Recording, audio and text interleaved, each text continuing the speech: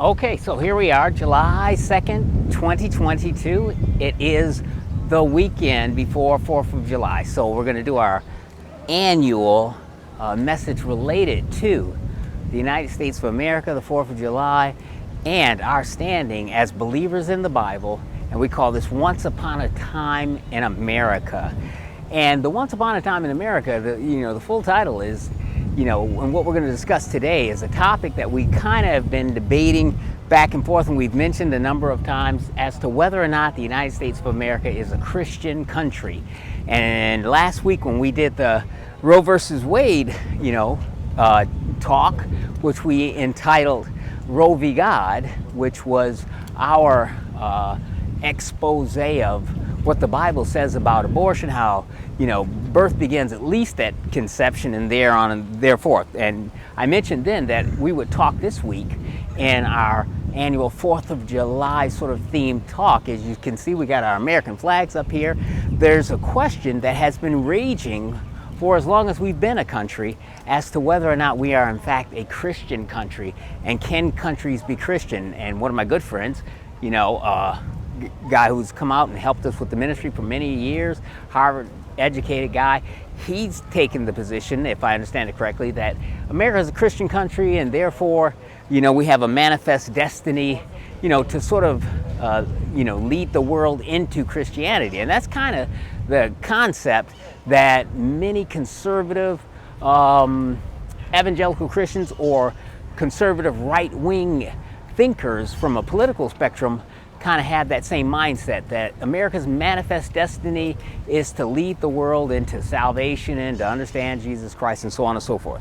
And just to tell you right off the bat, it's my position that based upon, looking back at our 200 and almost 50 years of history now, that we cannot in fact say that we are a Christian country. And can there in fact even be such a thing? We're going to take a look at the scriptures today, and we're going to sort of jump through it. We're talking about the United States of America and the future of the United States of America and the rising New World Order and the concept of New Atlantis and what that is and what's that all about.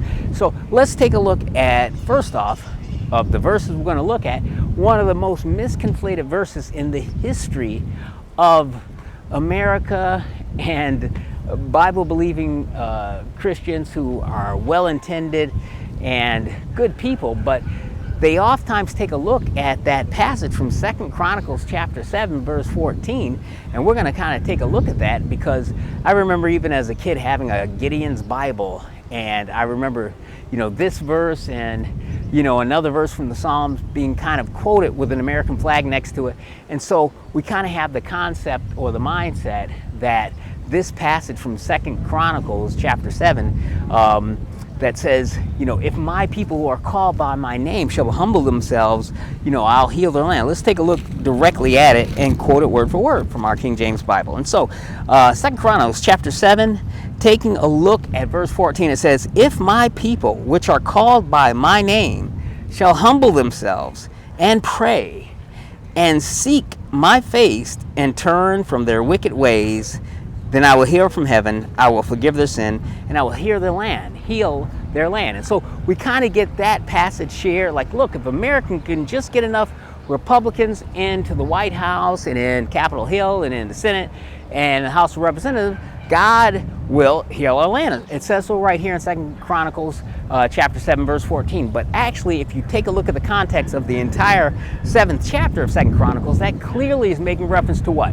The only nation on earth called by the name of the God of the Bible is what? Not America, but rather Israel. Israel, literally, Hebrew, prince with God. Israel, a prince with God. The literal name of God, El, is part and parcel of the title itself. In fact, God picked the name himself when, Jacob, Abraham, Isaac, Jacob, the first the second generation of Jews born after Abraham. Abraham gave birth to Isaac. Isaac gave birth to Jacob. Jacob was a usurper and sort of a trickster. And then he had that encounter with God, and God changed his name. You know, you've struggled with God and prevailed, and his name was changed to Israel. And that became the nation, the name of the nation of people that were descended from out of his loins. The Hebrew people became part and parcel of the nation of Israel. And, you know, they're headquartered now in the land that has, since 1948, been reestablished again as a specific and recognizable nation state, the nation of Israel. And so when you look at the United States of America, we take just the title itself. The term America is actually sort of the anglicized version of sort of the Spanish name for a fertility sky goddess who was really Semiramis. In, you know, Semiramis, we know, we've looked at Mystery Babylon in times past, and we've talked about that, and that's really Satan dressed in drag. So I would submit to you that the name Israel literally is translated Prince with God, and the term America is really the name of a fertility sky goddess, you know, that sort of arose from the mythos started in Babylon with Semiramis and Nimrod and the sky god king and the sun god queen and the queen of heaven and all of that. Even if you take a look at the title of the nation's capital, Washington, D.C., Washington, the District of Columbia.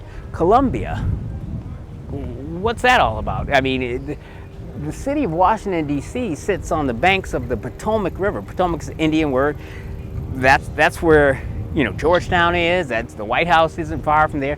So it doesn't sit on the banks of the Columbia River like in Missouri or something like that. So then you might understand why you would call it Washington, named after what? The first president, the quote, father of the country, George Washington, the District of Columbia. Why is it named after Columbia? Columbia is yet another name of the fertility sky goddess. The motif, the theme that dates all the way back to Nimrod and Semiramis in ancient Babylon and the Tower of Babel. So you've got the country named after a, you know, fertility sky goddess who was in fact the Queen of Heaven. You have the nation's capital named after the Queen of Heaven, a different name. If you look at the Capitol Rotunda, the actual round dome, you know, where the Senate and the House meets, right across the street from the Supreme Court, which we're going to talk about today as well, that has a statue of not Jesus Christ sitting on top of the dome, but a statue of Pallas Athena. Some people will say that it's a stylized, transmogrified version of an individual they call Freedom. You know, sort of like that painting of the French Revolution, liberty leading the people, and it's the woman with one breast exposed, you know, raising her fist and leading a mob through the street. Whether it's Pallas Athena or whether it is the transmogrified sort of metaphorical, symbolical entity, it's clearly not Jesus, right? If you go to Washington, D.C., you see the Temple of the Gods and the Goddesses. The Supreme Court of the United States, right across the street from that dome, is festooned with sculptures of gods and goddesses from Greek and Roman mythology, but no paintings or pictures or inscriptions of Jesus or you know, the Gospel of John or something like that. So when we look at the question today, with the 4th of July being a couple of days away, we have to address the question that it's been raised, and people have asked me a number of times, do you think we're a Christian country, and do you think it's our destiny to lead the world into Christianity? And so if we take a plain look at Scripture, I think we would have to be honest and say that we can't be a Christian nation. And basically the proposition that I'm surmising here, not that I'm not a patriotic guy, got my patriotic stuff on and all that kind of stuff, I'm just a realist, and the Bible is very plain about those very things. So I would say, geez, the reasons why you might be able to argue that the United States of America isn't a Christian country just is by, you know, virtue. Jesus said, by you know a tree by its fruits. What are the fruits of the United States of America? Now, some people could say, well, you have liberty and democracy around the world. But do we really? We have a series of wars that we've engaged in since we became independent that has resulted in the United States of America having a sphere of influence in the world, as opposed to, say, the former Soviet Union had a sphere of influence in the world, and everybody would agree that they prefer to be under, sort of the representative democracy of the United States of America rather than Soviet totalitarianism. But if that's the standard, abject Marxist, socialist totalitarianism is your standard, then yeah, the United States of America is certainly a preferable form of government, but that doesn't, answer the question of whether or not it's Christian. Can Christians be saved? Well, one of the other, or many of the other fruits of the United States of America is what? In the entertainment industry, we are the worldwide leader in immorality, right? Hollywood promotes movies that promote sexuality, that promote transgenderism, that promote unbridled sexuality, right? And has been almost since its founding. So those movies go around the world, and those movies influence people. So our entertainment industry, you can't argue is godly or Christian or leads people to a moral, upstanding, chaste life, right? So there, you got a problem there. And then when you look at our geopolitical decision making, sociologically speaking, one of the things I would say is that, we're the worldwide leader in, transgenderism, the LGBT movement. It's certainly, while Tel Aviv and Israel gets a lot of notoriety for it, in terms of influencing the world itself, the United States of America is the leader in that sort of thing. And so when we look at the Bible, do we have a decision or a discussion in the Bible? Sure.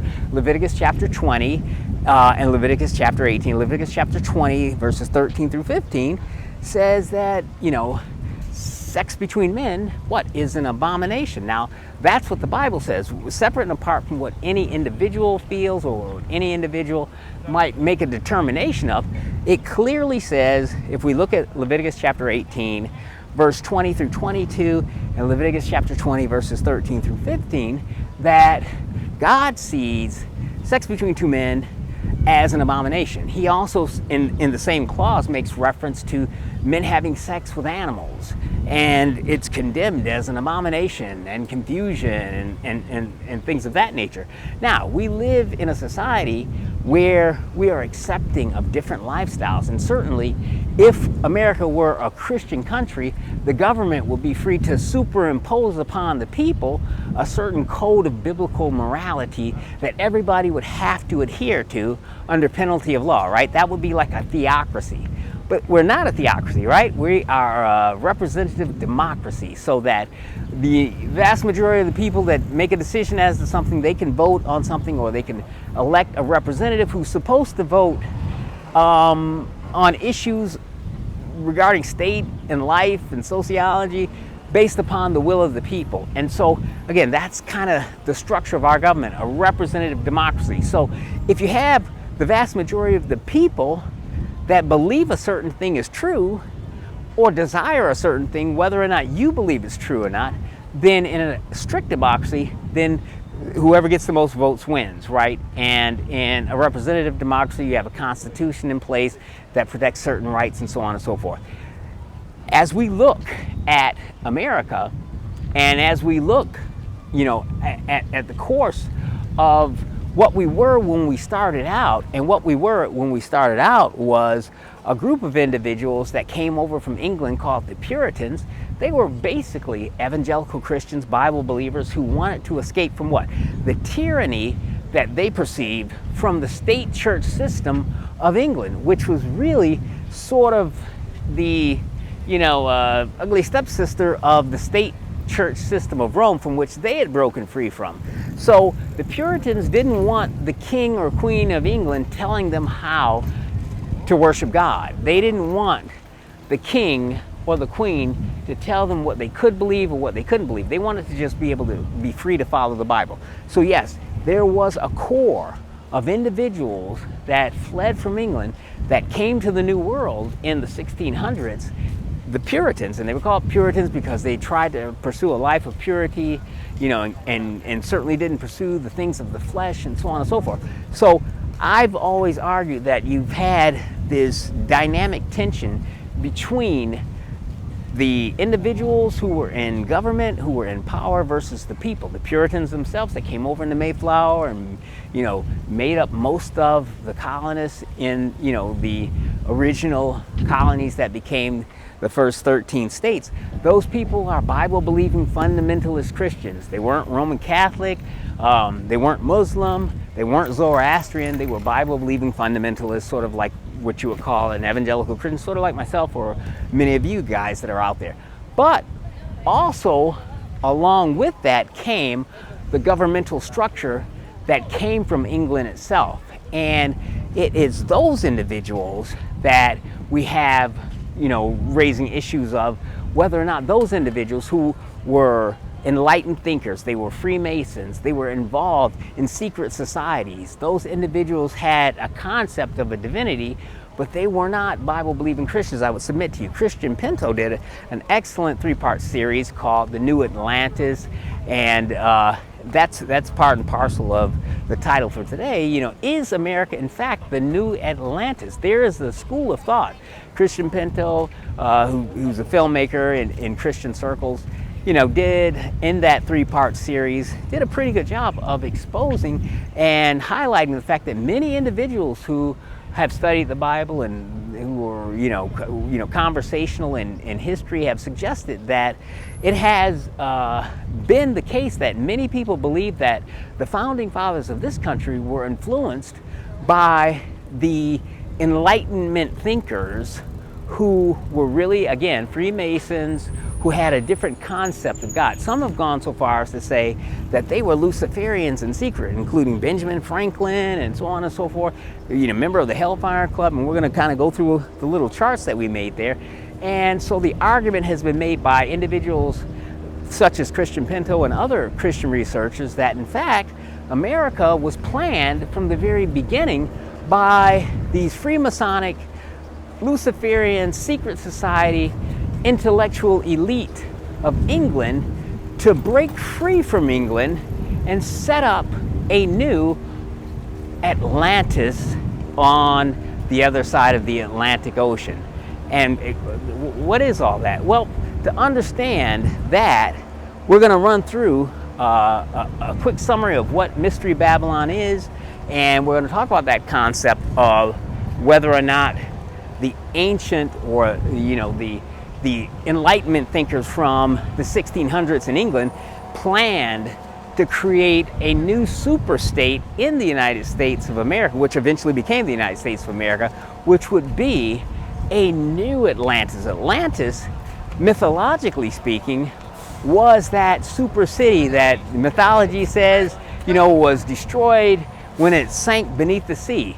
There are many individuals that believe that myths, and if we kind of take a look at Genesis chapter 6, 1 through 4, we see that a number of mythological entities, such as supermen, the demigods, the gods and goddesses of Greek and Roman mythology, actually existed at a time prior to the flood when the Nephilim were on the earth in those days, and also after that.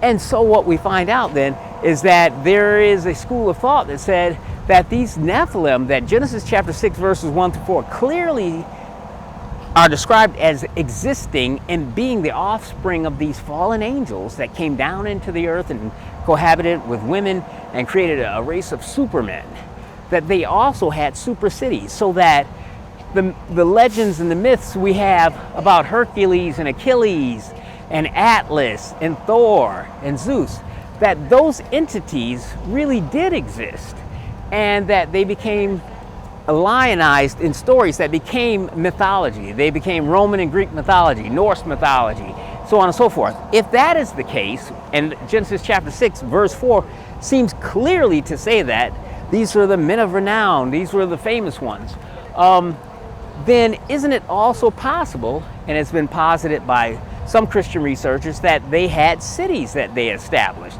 and that Atlantis was one of these super cities that existed under the influence of these fallen ones, or the offspring of the fallen ones, the Nephilim, these super cities, Atlantis, Lemuria, Shambhala, Shangri-La, all these terms that we kind of bandy about, that we now idiomatically understand to be kind of a reference to mythological city. Let's find perfection. I want to find Shangri-La, a place where everything is wonderful. Is it possible that these super cities actually did exist? In which case, the city of Atlantis, which is, throughout, Greco-Roman history, there are stories and accounts, Plato, Sophocles, these great thinkers and great writers and great philosophers throughout the ages have made reference to this place known as Atlantis. Is it possible then that that city actually did exist and it was the headquarters of the offspring of the fallen ones, the Nephilim of the Bible, who are referred to in Greek and Roman mythology as demigods or, god-men? Is it possible that it existed? Well, there's a school of thought that says that prior to the flood, and we have sort of depicted right here on our timeline, here's the flood of Noah where God destroyed the Nephilim, and I would submit, destroyed the super cities that they were headquartered in, including the city of what we now call Atlantis. And it is from that mythos, whether you believe it's true or not, certainly there were individuals in 1600s England who were part of these secret societies that believed that through occultic knowledge and enlightenment, man can reach divinity. They had a concept in their mind that there was once upon a time a place called Atlantis where supermen who had enlightenment from the fallen ones that came down, and they would refer to Lucifer as the agent or the god of light, and say that Satan is a myth that was created by fundamentalist Christians to make Lucifer, the god of enlightenment, the helper of man, look bad. And so is it just possible that the individuals who were the political and the philosophical, and in fact, in some cases, the monetary supporters of those guys who eventually became the founding fathers, the Thomas Jeffersons, Benjamin Franklin, and all the guys that helped establish the United States as an entity in the colonies and break free from England, that there was a secret plan all along to make this new country the new Atlantis, this new super city that will be ruled over by the occultic, enlightened elite. There's that theory. So again, I've made reference to Mystery Babylon, so let's just run through that real quickly before we jump back into the rest of the verses. We have a chart right here. Here's my Mystery Babylon. For those of you guys that have heard me talk before, and if you haven't yet, like and subscribe on YouTube, our YouTube page, South Beach Gospel Ministry YouTube. We have our videos broken out into various different topics, and we have at least a couple of other videos already in the can there under the list Mystery Babylon. So if you go to our South Beach Gospel Ministry page, like and subscribe and click the notification button and make comments on videos and all that, and it pushes up the algorithm. But we do have a section on Mystery Babylon, and so we're going to run through Mystery Babylon. And but jump just before we do that, before I lose my train of thought, we had talked about the fruits. Jesus said, by the fruits you shall know them. And that, again, immorality that's promoted by the Hollywood infotainment industrial complex, I like to call it, that promotes godlessness, sexual, immorality, sexual perversions, and violence. That's one of the fruits of the United States of America. We export that all around the world. No other nation does that. Also, last week, of course, obviously, the Friday before last, Roe versus Wade was, reversed, and we were the worldwide leader in abortions from the time of Roe versus Wade in January 1973 up through last Friday, where at the very least 75 million American babies had been aborted throughout the land. And so Moloch, Baal, Milcom, Chemosh, Marduk, all of the ancient gods of antiquity that Israel went to war against on behalf of God, all of those gods combined together do not have the body count that we've amassed here in the United States of America by ourselves just since Roe versus Wade was decided in January 73. At least 75 million American babies. Some people would say it's a little higher than that, maybe 80 million.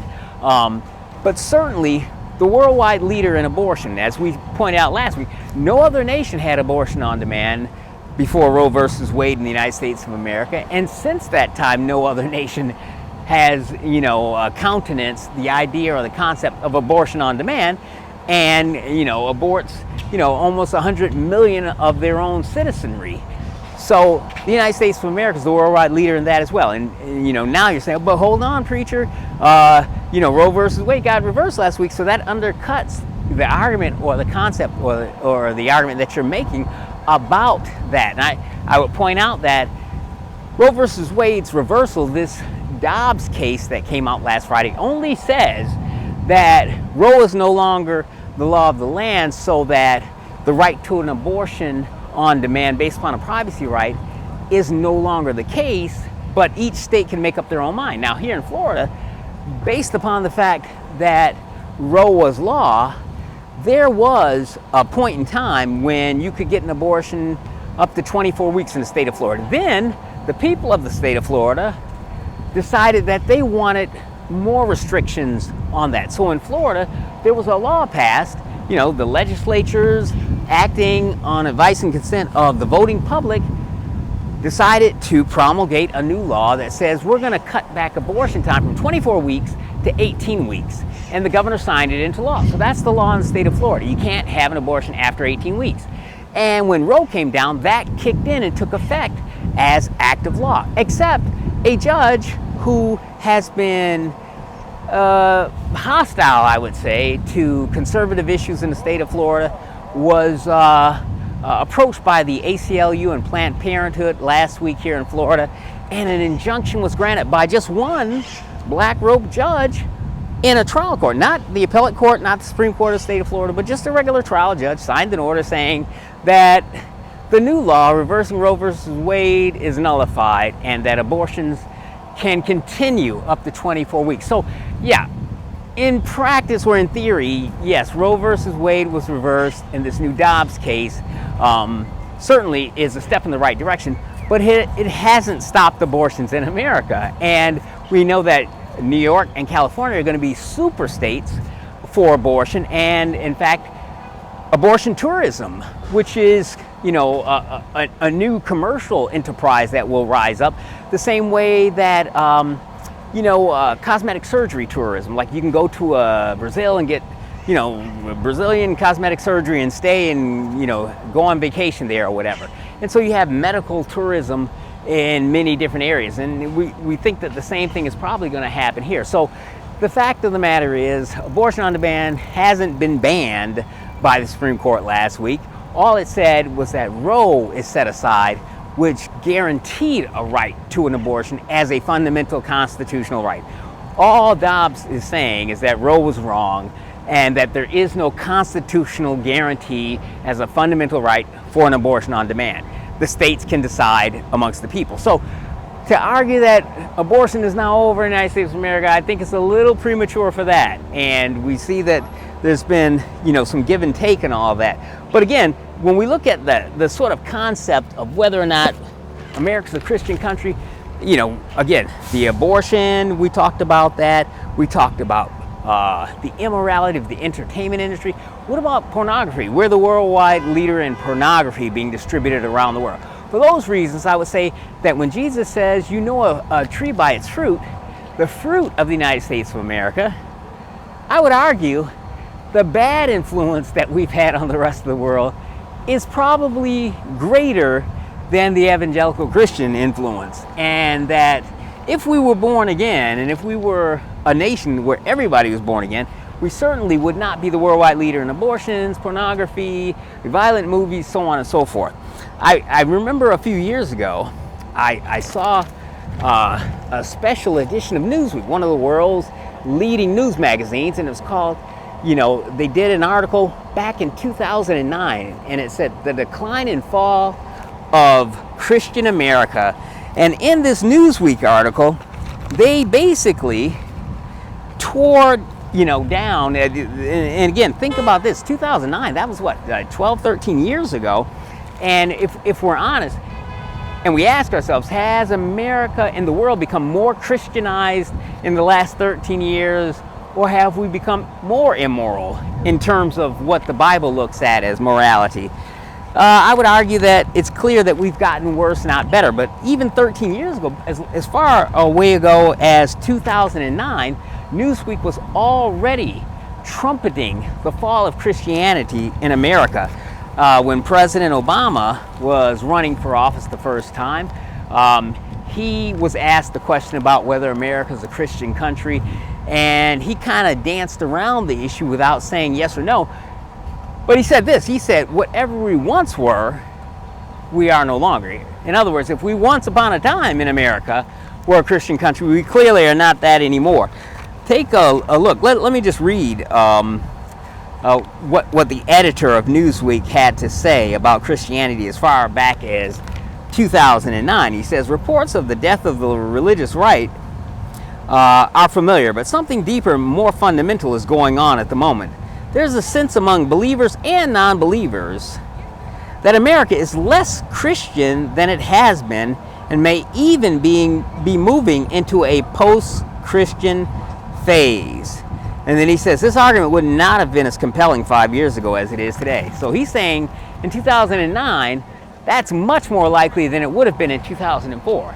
Now here we are in 2022, and clearly we see that ideas and concepts that would not be countenanced when you look at, certain, concepts of morality, and we can't go into too much detail because we're on YouTube and all that stuff.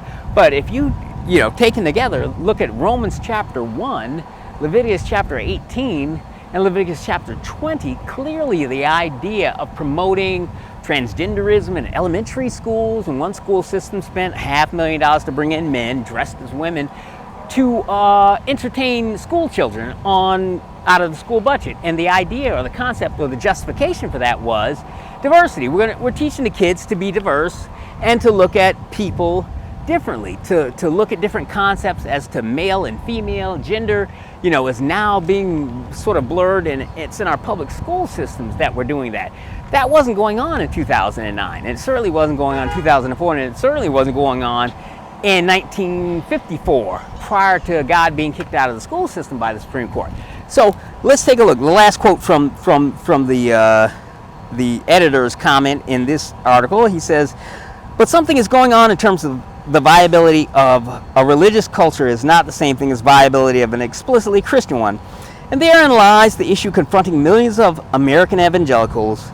What they do about it and how the rest of America responds is a critical next chapter. Basically what he was saying, Newsweek was saying, back in 2009, that Christianity in America is dying.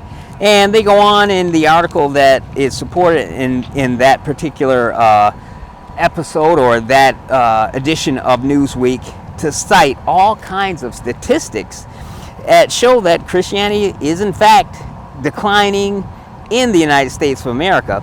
And they cite Albert Mohler, who's a Christian sociologist, philosopher, who himself says a remarkable culture shift is taking place around us. The most basic contours of American culture have been radically altered. The so-called Judeo-Christian consensus of the last millennium has given way to a postmodern, post-Christian, post-Western cultural crisis which threatens the very heart of our culture. And that's written by a guy who himself is a Christian. And so the last of the quotes we'll take a look at, it goes on to say Newsweek is opining, Albert Mohler, he's a Christian. He's disturbed that Christianity is dying in America. But Newsweek, one of the world's most popular news magazines, they say our politics and our culture are, in the main, less influenced by movements and arguments of an explicitly Christian character than they were even 5 years ago. And the writer goes on to say, I think this is a good thing. In other words, Christianity is dying in America as of 2009, and Newsweek championed that as a good thing. And so, again, as we answer the question, is America a Christian country? I think if we're honest about it, we have to say that we are not. And we never were, because, again, countries can't become born again. Only people can. Now, we talked about Mystery Babylon. We talked about whether or not America not only is not a Christian country, but is America, the new Atlantis, the foundation stone from which Mystery Babylon will finally be established in total, which will be the seat of the kingdom of the Antichrist, which Scripture clearly says is coming. Let's take a look. Let's have a run through real quick. Mystery Babylon, remember, religious system. Again, we have 2 videos already on YouTube if you haven't looked at it. And with the limited time we have today, we're going to just have a brief cursory overview so you can be a well-rounded Bible prophecy student. Those of you guys know that here in South Beach Gospel Ministries, we focus on end times and Bible prophecy. Why? Because Jesus focused on end times and Bible prophecy. And the Apostle Paul focused on end times, Bible prophecy, and the second coming of Christ. And nothing puts urgency in the heart of a born-again believer like knowing that at any minute Jesus could come for you in the air at the rapture, and that you could be standing face to face with the Lord. And nothing puts urgency in the heart, I would argue, of an unbeliever like the idea or the concept, if it was believed, that at any minute the real believers in Jesus Christ could be removed out of the world, the pre-tribulation rapture, and you'll be left to face the rise of the Antichrist and the New World Order and the force to make a decision about taking the mark of the beast. Okay, so Mystery Babylon, just in general, a religious system. I would argue to, and I've mentioned before, Genesis chapter 3, verses 1 through 6, Adam was in the Garden of Eden with his wife.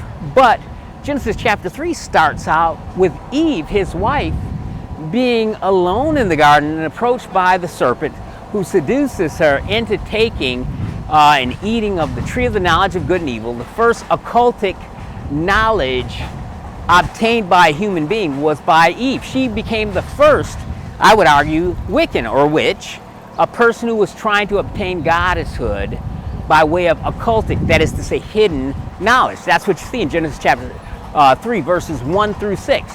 And that motif being so successful for Satan, it got Adam and Eve kicked out of the garden. He was so happy with that. He said, gee, let me use that same play in my playbook over and over again. Get the people to think that they can become a god by obtaining hidden or occultic enlightenment or knowledge, and they'll turn against God. I got them to do it in the garden. I'm going to do it over and over again. And it happened again after the flood. Remember, we talked about the flood of Noah. Genesis chapter 6, verses 1 through 4 makes, I think, inarguable clearly that the reason that this worldwide flood occurred wasn't because men were sinful and God was angry at men, so he killed them with a flood. That's not what was happening here. Men are always sinful and have always been sinful, and I would argue that we're just as sinful now, maybe worse, with 80 million aborted babies. How many babies were aborted prior to the flood of Noah? I don't know. I would doubt that any single nation had 100 million human baby sacrifices prior to the flood. So what really happened with Genesis chapter 6, verses 1 through 4 is that Satan, in an attempt to frustrate the Bible prophecy, specifically Genesis chapter 3, verse 15 and 16, that talks about the seed or the biogenetic offspring of the woman would be born of a virgin and would be the God-man who would crush the head of the serpent. And so I believe that what Satan was trying to do was trying to contaminate the gene pool of the human race so that the Messiah could not be born. If the human race, over the course of a couple of generations of interbreeding with fallen angels, became contaminated with whatever the genetic material was that caused these supermen, these God-men, these giants to be born in the Bible, that DNA or that genetic typing would in fact change the Adamic nature of humanity. That's why we're called humans, because we all have the DNA of the original man, Adam. Adama, the human race, that's where we get the word human from. It's from, sort of a transliteration of the name Adam, the original man. And so Satan tried to contaminate the gene pool of the human race, and even if he was doing it unintentionally, the fact that interbreeding was going on between Adamic humans and non-Adamic supermen, these Nephilim that the Bible collectively refers to. And God was threatened by that, and so in an attempt to preserve the human gene pool so the Messiah could in fact be born of a virgin and come into the world and we could all have eternal life, God sent a worldwide flood to kill off the genetic hybridized abominations that the Bible collectively refers to as the Nephilim, many of whom were giants. And the Bible says there were giants in the land in those days and also after that, when the sons of God, angels, came in unto the daughters of men, and the same were born of them, men of renown, supermen, legendary men. And so I would argue that this city of Atlantis, the city of Lemuria, Shangri-La, all of these legendary cities were actual city-states that were actually occupied by these fallen entities, the Nephilim. After the flood, however, Noah and his 3 sons, Shem, Ham, and Japheth, and their wives, repopulated the earth. And shortly after that, we find in Genesis chapter 10 that an individual, the great-grandson of Noah, or the great-grandson of Noah, was a guy by the name of Nimrod. And Nimrod established the first super city-states, Babylon, Akkad. And in Babylon, he was able to build what I believe, and some Bible prophecy expositors believe, was an attempt to establish a stargate, sort of a portal. Think of CERN in Switzerland beneath the ground, a portal that would open up so that the fallen angels who were separated from the human race after the fall in the garden, men couldn't interact with angels like the serpent. God was trying to create a safeguard for us. And I believe that the Tower of Babel was an attempt to circumvent that sort of dimensional barrier that God had set up between the human race, who are material beings here on the earth, and the fallen ones who were the celestial starmen, the fallen angels that were cast out of the third heaven and now occupy the first and second heavens as wandering stars. And so the Tower of Babel was established by Nimrod. He had a wife by the name of Semiramis, and we find out then, here we go, we got Adam, you got Noah, Ham, Cush, Nimrod. Nimrod, about 1800 BC, establishes this city of Babylon and builds this tower. His wife Semiramis becomes eventually the ruler of Babylon after Nimrod dies. We won't go into all the details of how that happened, but clearly Nimrod, Semiramis, the wife of Nimrod, becomes the first individual to be referred to as the Queen of Heaven. The dying and resurrected sun god king, the virgin Queen of Heaven, Earth Mother Goddess, and the virgin-born sun god prince of the sun god king who was resurrected, all comes out of ancient Babylon. And Druidism, Wicca, witchcraft, and so on and so forth all arise from that period of time, about 18 centuries before the birth of Christ, that collectively is referred to as Mystery Babylon. Book of Revelation chapter 18 makes reference to that Mystery Babylon system. So here we go. The Mystery Babylon religious system, again, there are 13 different phases that I think are prominent and pronounced, wherein the Mystery Babylon religious system works its way and shows itself in the course of human history.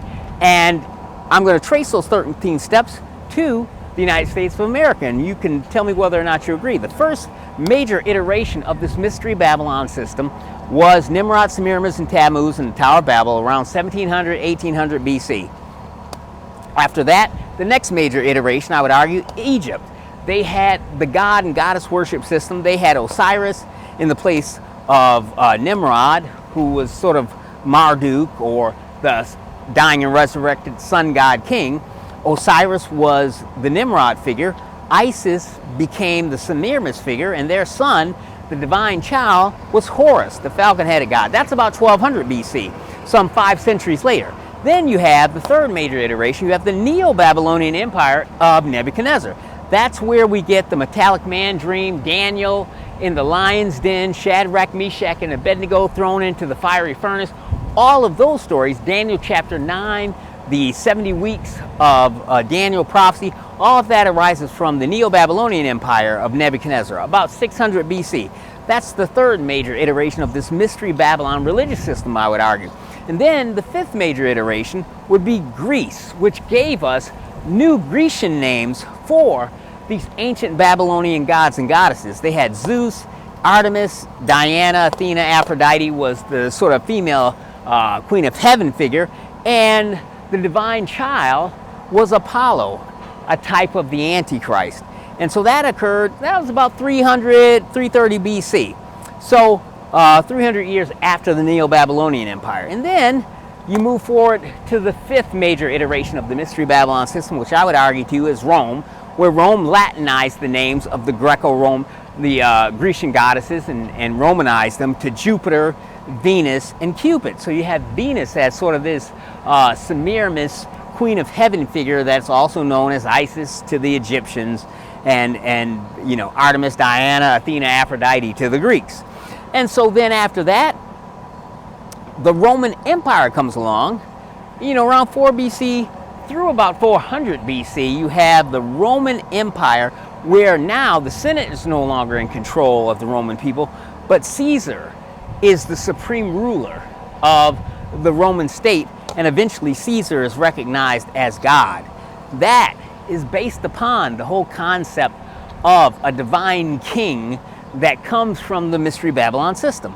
And then the seventh iteration, the Roman Empire eventually phases into the Roman Catholic Church system. The state church system arises from Rome when Emperor Constantine paganizes Rome's Christian populace by signing the Edicts of Toleration, 325 AD, and you now have the syncretization of ancient Babylonian paganism done officially by the Roman Emperor Constantine, but the names are now changed to Christian names, so that we eventually have, you know, the Virgin Mary, the Mother of God, or the Mother of Jesus Christ, becomes the Mother of God and gets promoted to the Queen of Heaven, or God's Mother. And that, again, takes us all the way back to ancient Babylon and Semiramis. And then from there, the Catholic Church, and the term Catholic just means universal, splits into the East and the West, Byzantium in the East, Rome in the West, and then Western civilization comes along after that, right? After the Dark Ages, Western civilization begins to sort of formalize with some of the European states. And so the new Western civilization, Dark Ages of the Catholic domination, about 1000 AD, Spain, France, the British Empire are fighting amongst themselves to see who's going to be able to control the world first, but they're all under the control of the Pope in Rome and the Catholic Church state system.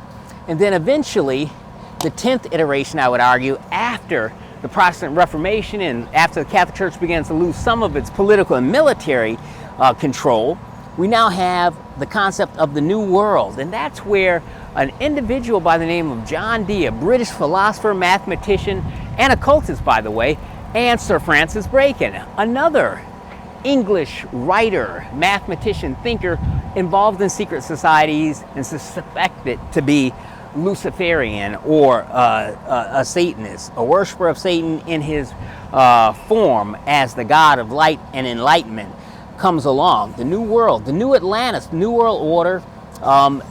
You know, originally, many people believe that at about the time that the United States of America became a country, and again, July 4th, 1776 is kind of our birthday, and we're 2 days away from that. But on May 1st of that same year, Adam Weishaupt, an Austrian who was a member of the Catholic Church, became the head of an organization that eventually began to call itself the Illuminati, which means sort of a Latin phrase that means the enlightened ones. It was a secret society, you know, free Masonic thinking. These individuals believed that the world could be perfected by taking on occultic knowledge, and man could evolve into godhood.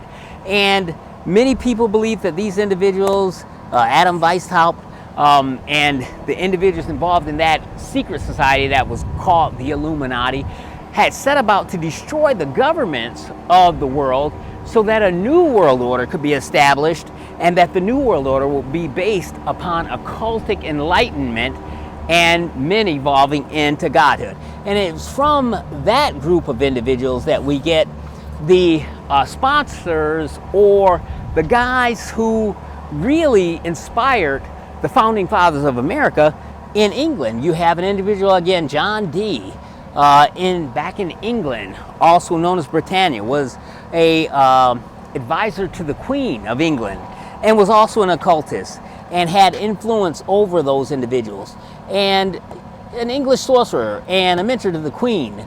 Sir Francis Bacon was another great thinker, philosopher, and intellectual about that period of time, in the late 1600s, mid to late 1600s, early 1700s, this guy, Sir Francis Bacon, had posited in some of his writings the concept that there would be a new Atlantis that will replace the old Atlantis, and the old Atlantis being the one that God destroyed with the flood, that the new Atlantis would be the seat for a new type of thinking based upon occultic knowledge and based upon occultic principles. Man could evolve into godhood.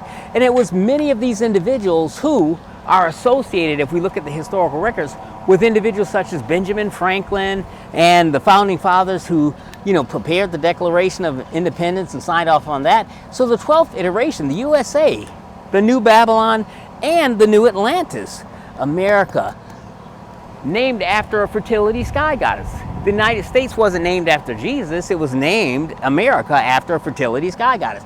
So the 13th and final iteration of this Mystery Babylon religious system, is it possible that the USA is the modern era, the Christian Protestant era that came about because the Puritans came over in the Mayflower, but later when the rulers, the individuals who passed the laws that controlled the Puritans, the guys who named Washington, D.C. and set it up in the form of a pentagram, the Puritans didn't do that. The Puritans didn't decide to name our nation's capital after the fertility sky goddess, the Queen of Heaven, or to name our country after a fertility sky goddess, the Queen of Heaven. Puritans didn't have anything to do with that. So I would argue to you that we are in sort of a dynamic between the two, and that there's a battle for the hearts, souls, and minds of America between the Luciferian elite that to this day some have argued are now headquartered in the Freemasonic system. By the way, George Washington, who had gone to a Episcopalian church across the street from the White House, refused to take communion there. And whenever it was Communion Sunday, he would get up and leave. And eventually, the pastor of that church said to the president, look, if you're going to get up and walk out just before communion, don't even bother coming on Communion Sunday anymore because it's disrespectful. Eventually, George Washington, who got a sickness, and eventually, the argument was that he was actually bled to death. He got a virus or whatever, and as he was seeking medical treatment, that eventually resulted in his untimely demise. He actually was baptized into the Catholic Church by the founder of Georgetown University. Georgetown University, the first Roman Catholic university in the United States of America, established in 1789 prior to Washington, D.C. becoming the capital of the nation, which it did later that year in 1789. But on his deathbed, George Washington converted from Catholicism into Romanism and was baptized into the Catholic Church by the founder of Georgetown University, a Jesuit priest. And so you got to ask yourselves, when we look at, I mentioned the Capitol Rotunda, we don't have enough time to talk about how the structures on the National Mall, the Washington Monument, the Lincoln Memorial, and the Capitol Rotunda at the other end, the Washington Monument is without question similar to the one that we have at the Vatican and similar to the one that we have in major religious centers throughout Europe. And it is without question, that particular structure, the spire, is a sort of phallic symbol.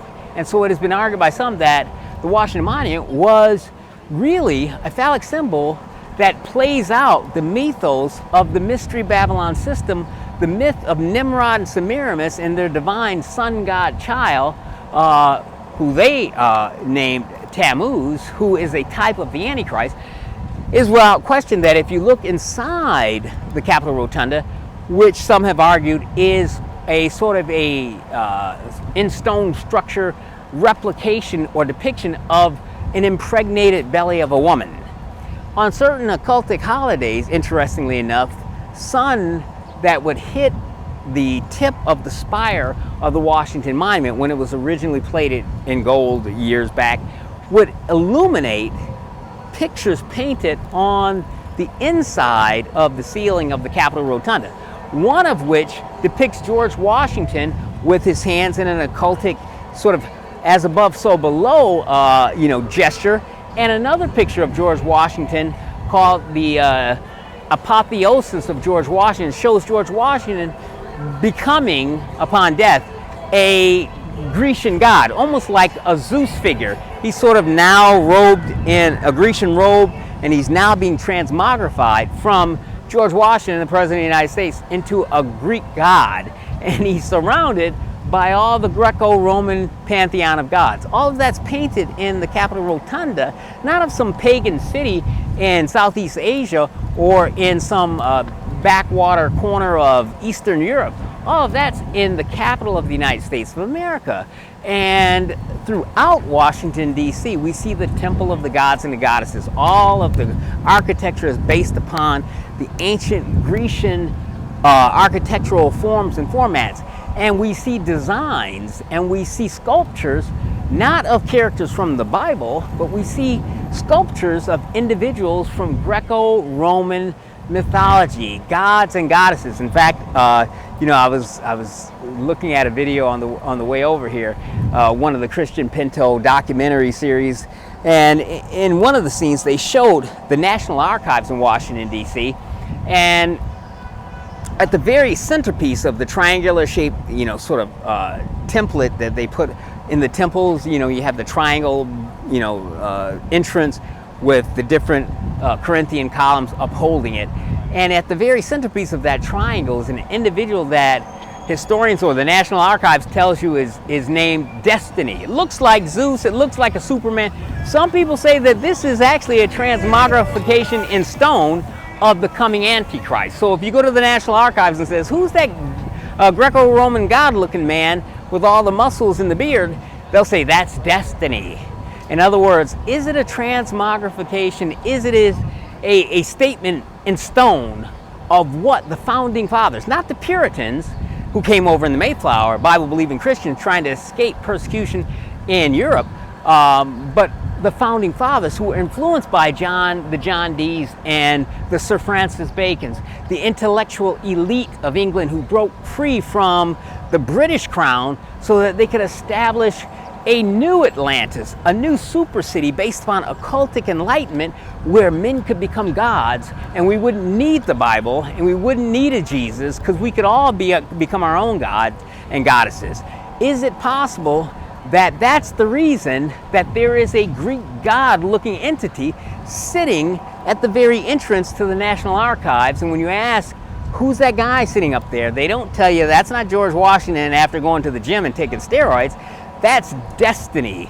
The destiny of America? Is it the destiny of America, as has been suggested by some Bible expositors, to become the set piece, a forerunner, a type of the new Atlantis, which will be the headquarters of the New World Order of the Antichrist? Now, some people have argued that New York City, and the World Trade Center, bombing was a fulfillment of Revelation chapter 18, which talks about the destruction of the Mystery Babylon religious system. We don't have time to go into that into great detail, but we do, with the time we have remaining, have time to take a look real quickly at, some of the verses that speak to the question of whether or not, again, and each one of you have to make that decision in your own mind, whether or not America is in fact a Christian country.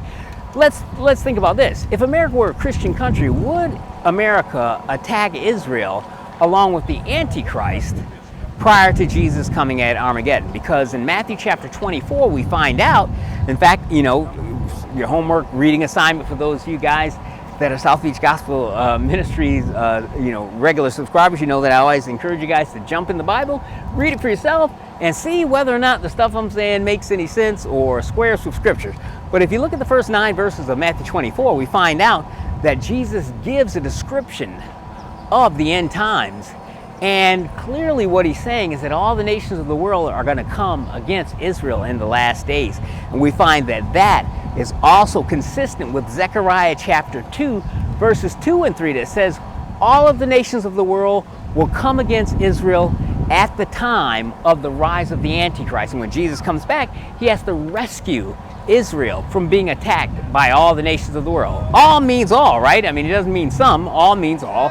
So if the United States of America is still in existence, some people have argued that God's going to judge America because of America's wickedness, and that, again, part and parcel of that whole New World Order, New Atlantis thing, the expositors that do believe that America is a type or a precursor to the Antichrist New World Order that will be established in a new Atlantis, which will be a fulfillment of the Mystery Babylon religious socio-political mythos, is that America as presently comprised must be destroyed from within. Not with nuclear bombs or military incursion, but economically. And do we see stuff like that? We've talked in weeks past about how there's not enough baby formula here in the United States and we had to import some from Germany. We've talked about how the gas prices have become astronomical just in the last 6 to 8 months. It's been like never before in the history of the world. Is it possible that individuals like a Klaus Schwab, who's a multi-billionaire guy who has influence over corporations and individuals that control corporations right here in the United States of America and the financial markets that are all sort of now interrelated through the World Bank, the International Monetary Fund, is it possible that the United States of America, as presently comprised, which had a strong base of Christianity and did promote the gospel around the world, that eventually that plan was as the myth of the phoenix, which falls to the earth, burns up, and from the ashes of the phoenix arises a new entity, and the phoenix arises from the flames. And that is part and parcel of what those individuals, the John Dees and the Sir Francis Bacons and the possibly Thomas Jeffersons and Benjamin Franklins argued, that they too understood that America that would be constructed would have to be destroyed, and be destroyed from within economically. And from the ashes of what once was America will arise the New World Order, the New Atlantis, the final fulfillment of the plan that has been throughout the ages for there to be a super city-state, nation-state based upon occultic principles in which men could evolve into godhood and women could evolve into goddesshood, and there would be no need for a Judeo-Christian God of the Bible anymore, because men themselves become a god through intellectual enlightenment and the following of occultic principles. And remember, these guys are the ones that look at Lucifer as the god of enlightenment. The term Lucifer means the light bearer, the one who gives you enlightenment, the one who makes you smarter. They don't look at him as Satan or a monster or a horned demon. They look at him as this powerful being who wants to give the human race the gift of intellectual and spiritual enlightenment that will allow them to undergo the apotheosis, just as George Washington is depicted on the Capitol Rotunda in Washington, D.C., in the nation's capital, turning into a god. You and I can turn into gods too without the nettlesome, problematic need to come to Jesus to be born again.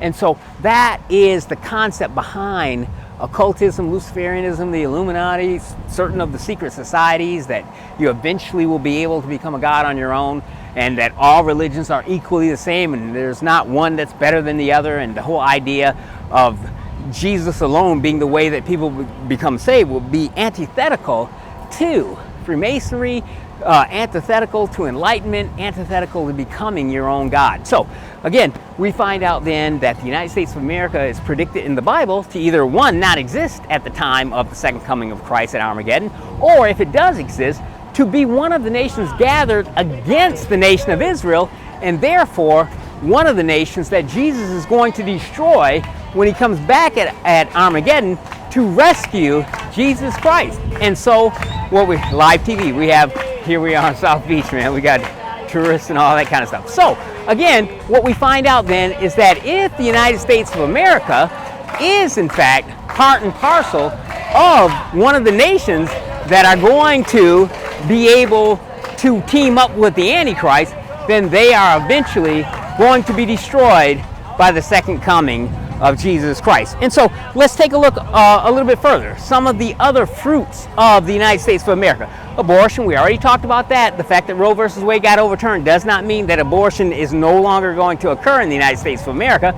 What about witchcraft? Witchcraft, oh my gosh, Wicca has become one of the most popular religions, not only in the world, but right here in the United States of America. Wicca, occultic practices have exploded since the 1990s, and certainly is at an all-time popular high, even amongst high school kids and junior high school kids.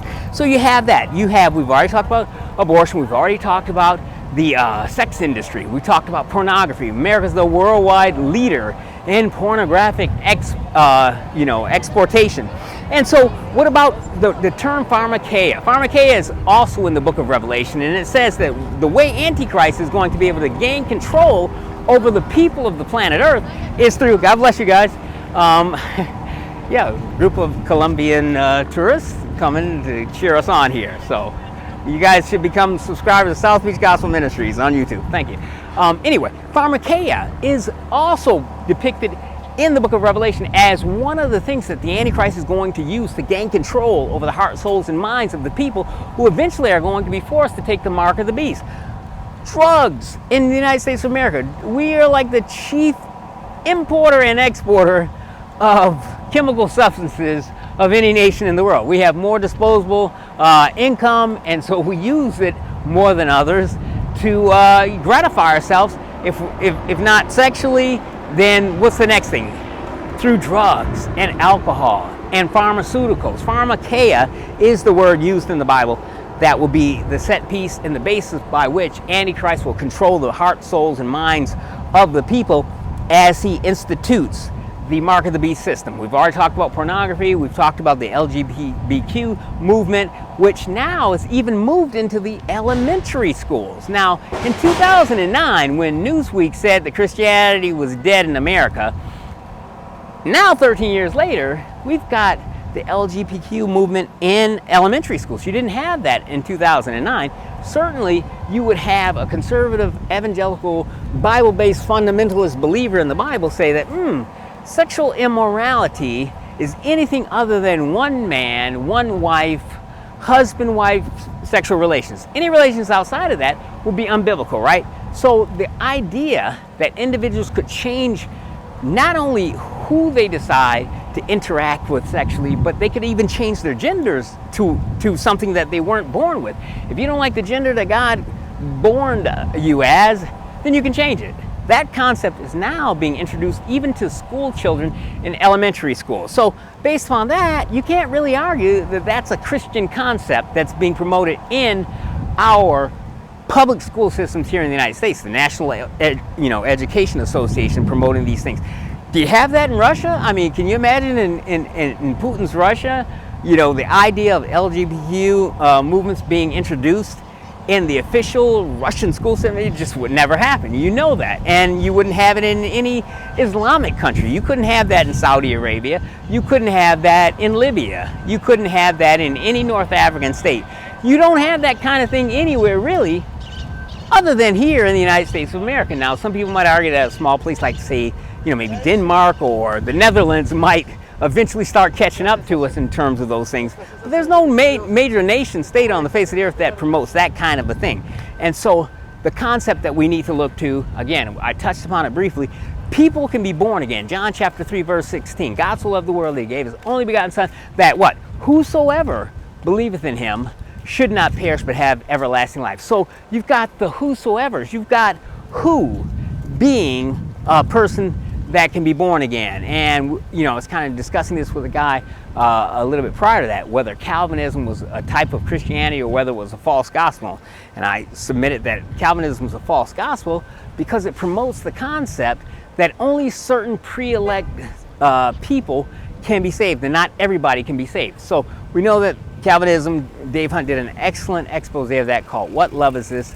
And so we already know that. But can nations become, I'm of the opinion that every person can be saved. Anybody who's a son of Adam or daughter of Eve can be born again. But nation states can't be. You don't see anywhere in Scripture that nations as a whole are born again or not born again. You don't see a whole nation's name entered into the Lamb's Book of Life.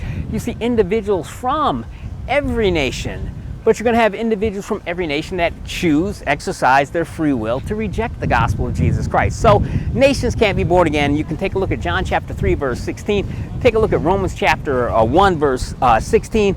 Everyone who believes. The gospel is, the platform for salvation to everyone who believes it. Not to every nation that believes it. The United Nations can't, meet in, emergency meeting, General Assembly, and everybody votes to become born again. That doesn't happen. 2 Timothy chapter 3, verse 16, what does that say? It says that Scripture it is provided to us, the Word of God, so that what? The man of God can be well fitted and fully equipped for every good work. It doesn't say so that nation states can be well equipped and fully suited for all good works. So again, the concept of whether or not an entire nation can be saved, which is generally what we mean when we say Christian, right? You know, the whole, I'm a Christian, which means I'm saved, I'm going to heaven at the rapture. Now, the term Christian, I would agree, idiomatically has become abused over the course of years. Jehovah's Witnesses call themselves Christians, and they don't believe what fundamental Christians believe. You know, Roman Catholics call themselves Christians, Mormons call themselves Christian. So yeah, the term Christian is a general idiom that has become very broad in spectral use, if you will.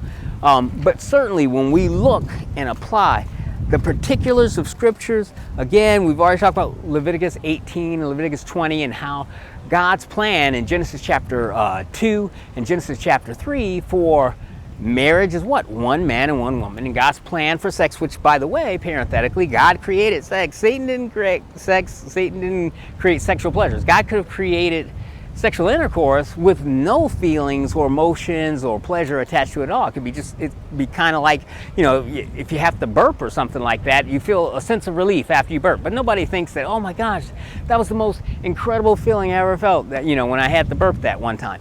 God created sexuality to be enjoyable, pleasurable for a reason, because two different souls are knit together as one. A type or foreshadowing of what will happen to the church after the rapture when we're wed together, psycho-spiritually speaking, with the Lord Jesus Christ. And marriage and all of the good stuff that comes with it is a type or a shadow of something much greater that's coming to all of us that are born again. And whether you're single, married, divorced, whatever, you're born again, you got a type of marriage coming that's going to put to shame and cause to pale into insignificance the greatest marriages and romances in the history of the planet Earth. But again, we see that Genesis chapter 1, 2, and 3 lays down what God's plan is for both marriage, one man, one woman, and sexuality, one man, one woman, forever, and their husband and wife, and the two become one flesh.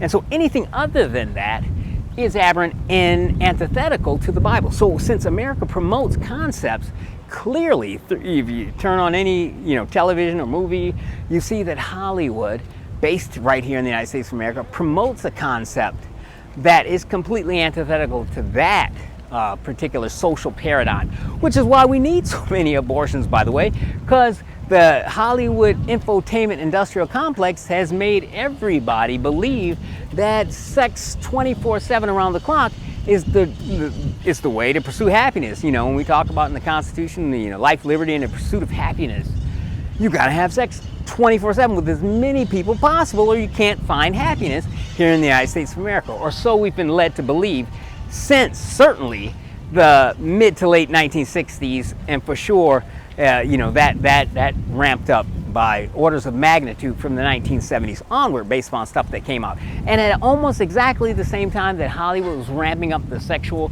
propaganda that was coming out of Los Angeles, abortions on demand skyrocketed. Why? Because people were being influenced by the American culture to do things that would lead to the natural consequence of reproduction of human life, which under those circumstances, people are like, I don't even know what that person's name at the club that I met. I'm not gonna like raise a child with them.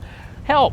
Oh, we got abortion on demand now, and you can just run down to your nearest Planned Parenthood center and abort your kid, and nobody in the government even pay for it. And so again, based on all of those things, I think we have affirmatively answered the question without any doubt and without any shadow of turning that no, countries can't be born again. The only nation in all of Scripture that has a special destiny that carries God's name is the nation of Israel. Not because God loves Jews and doesn't like Gentiles, but because God decided to set his plan of salvation for all people through a particular individual who was faithful to him, Abram. And so as a promise to Abram, he said, I'm going to raise up your descendants and make them, you know, as numerous as the sand of the sea, the actual biogenetic Jews, and as numerous as the stars of the skies, the Gentiles who became saved and part of the family of God through a belief in the God of Abraham, Isaac, and Jacob, even though biologically they were not descendants of Abraham. Those are the stars of the sky, so that Abram becomes the father, really, of both Jews and Christians. Judeo-Christianity, a belief in the one God of Israel, is certainly repeated throughout the 66 books of the Bible. But again, the final conclusion that we have to reach based upon all of that is that nations can't be born again. So when America comes to celebrate our now, 249th birthday, 76, 86, 96, 06,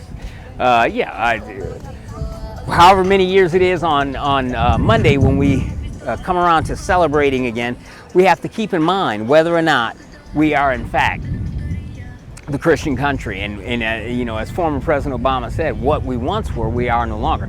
Certainly, the Christian dynamic in the zeitgeist of Christianity that once was dominant and controlling, I would argue, from 1950 and before that, up until prayer was thrown out of school by the same, United States Supreme Court that gave us, Roe versus Wade, also kicked God out of the schools in the 60s. And so since that time, I would argue that we as a nation have gotten farther and farther distanced from this little book right here, the Bible. 66 books that tell us exactly how God thinks on a number of topics and tells us exactly what God expects in terms of our thoughts, words, and our day-to-day life. And so if we're honest with ourselves and we take a look at what we've become as a nation, not just since July 4, 1776, not just since Newsweek wrote the article saying Christianity had died in America in 2009, but just within the last 2 to 3 years, we see that there is a departure from what Newsweek was decrying, even as recently as 2009, when Newsweek said Christianity was dead in America.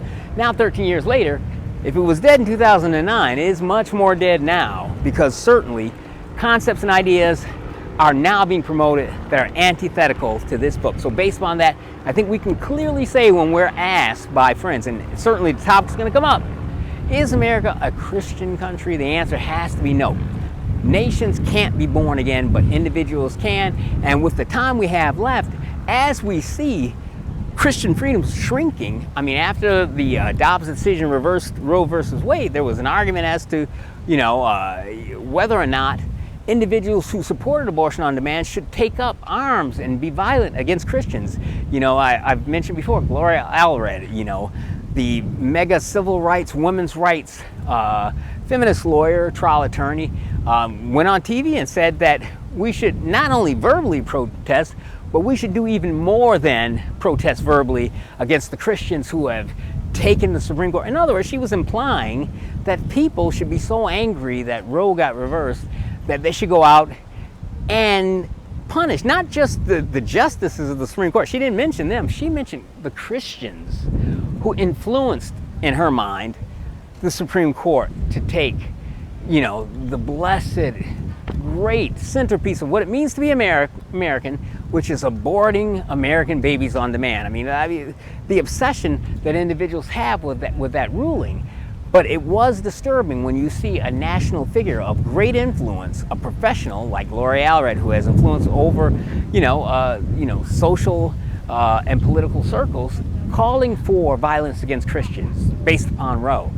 How much more of that type of thing will occur in the weeks and months? And goodness forbid, do we even have years left before Jesus comes to remove the church? I tend to think we don't.